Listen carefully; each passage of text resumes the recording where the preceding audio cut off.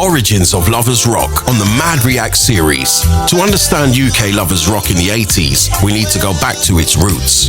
Lovers Rock was born in the mid-70s in London's Afro-Caribbean community, particularly amongst the second-generation immigrants, combining elements of reggae, soul and R&B. This unique sound captured the hearts of many. Test it. It's yours truly, Maddness, KMA. Spell it correct, don't get it twisted. The MADDNESS KMA on all platforms. Links down below, you can click and go. And all those getting interactive in the comments down below, really appreciate the feedback. With a Caribbean background, had all the energy, had all the vibes, had all the teachings and beatings, and it made us better and stronger for who we are today. I'll tell you that for now. Big up my mom and dad. So welcome back to the channel, music enthusiasts. Today, for the connoisseurs again, we're diving into a captivating chapter of music history with one of my all-time favorite music genres, UK Lovers Rock. One of my favorite eras for music. Lovers Rock, a subgenre of reggae, emerged in the UK during the late 70s and reached its peak in the 80s. It was a time of love, passion, rub-a-dub, beeline, vocals, lyrics.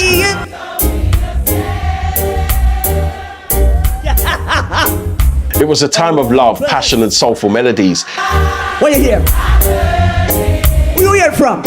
That resonated until today, timeless, with a generation of people that can understand that music of love. So let's embark on a musical journey and explore the magic of UK Lovers Rock in the 80s. So what made Lovers Rock so special? Its romantic themes, smooth vocals, harmonies, and heartfelt lyrics, amongst other feelings. Babies were made out of this era, especially. You might be a Lovers Rock baby. Parents just didn't tell you about Robins and Shubins. Tear down wallpaper. The song spoke about love, heartache, and relationships, often resonating deeply with the listeners. Artists like the queens of Lovers Rock, Louisa Marks.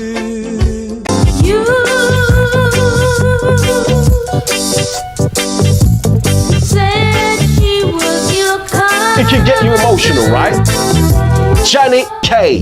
'Cause every time we meet, we play hide and seek. Carol Thompson. I really love you.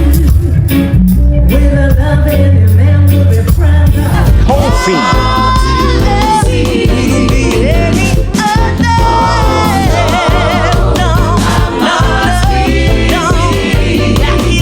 Also gave a massive feeling of black pride.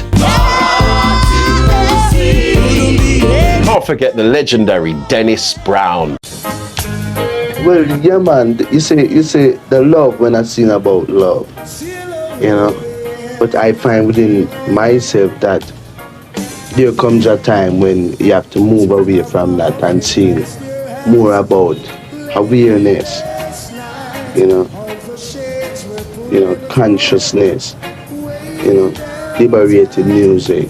Shout out the legendary Dennis Bovell. Salute. Because if it wasn't for these iconic people, we wouldn't have a genre of music that is timeless. You can play any one of those Lovers Rock tunes. If you knew them or don't, you've got a groove with it. There's an essence, there's a frequency that touches your spirit, and it lasts 30, 40, 50 years later. These mentioned artists and many more were the prominent voices of this era. The pioneering artists. Throughout the 80s, several pioneering artists made significant contributions to the Lovers Rock movement. Janet Kay's hit single, Silly Games, became an anthem of the genre and even charted in the UK Top 10, opening doors for many others. The song I'm going to sing for you is a song I wrote many years ago about love and about falling in love for the first time. And falling in love with somebody that you're not too sure whether they really love you or love you the same way, but you're just besotted. So this song was for the first love, and it's called Simply in Love. Something else deep down inside.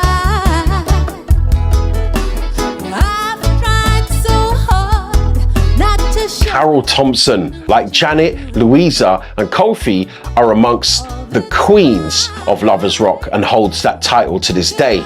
Also, Carol played a major, crucial part in the genre's popularity.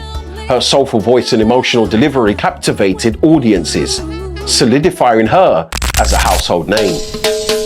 As the 80s progressed, Lovers Rock began to gain recognition on the mainstream stage. It became a significant part of UK's music scene, with its influence extending beyond the Afro-Caribbean communities. It's better when you hold. And all that popularity wouldn't have been nowhere without sound system culture. Something I've always spoke about for years throughout my music career. Sound system culture. If it's not a part of you, then I don't know if you can understand the path of how music is supposed to be presented and played as a real DJ in front of a crowd. Sound system culture played an integral part and role in the promotion and development of Lovers Rock. Sound systems like the Mighty Saxon, Sir Coxsone, International.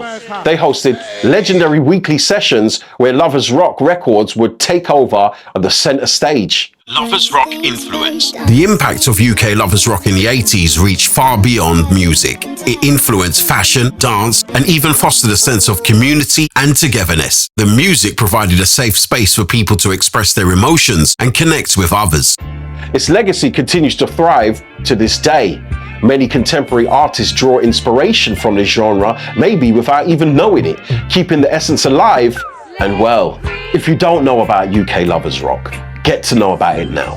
Most can be found on YouTube. Go to my Maddness KMA music page and you will find some of the mixes there available for you once again, for you to listen to how I put it together from my elders like Saxon and Coxsone, who are highly rated and respect, to say how you can perform and how you put this music together. But what it meant to you was a different thing, because like I said, couples were made, unions were formed with a man and woman back in those days, and couples were made, they got married.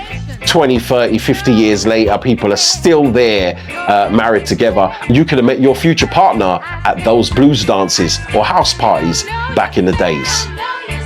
Or on a Saturday, Sunday, what the Caribbeans do when you're cleaning up the house, you've got the food, cooking, we'll have the music playing. It could be soca, could be calypso, reggae, and guaranteed soul or UK Lovers Rock.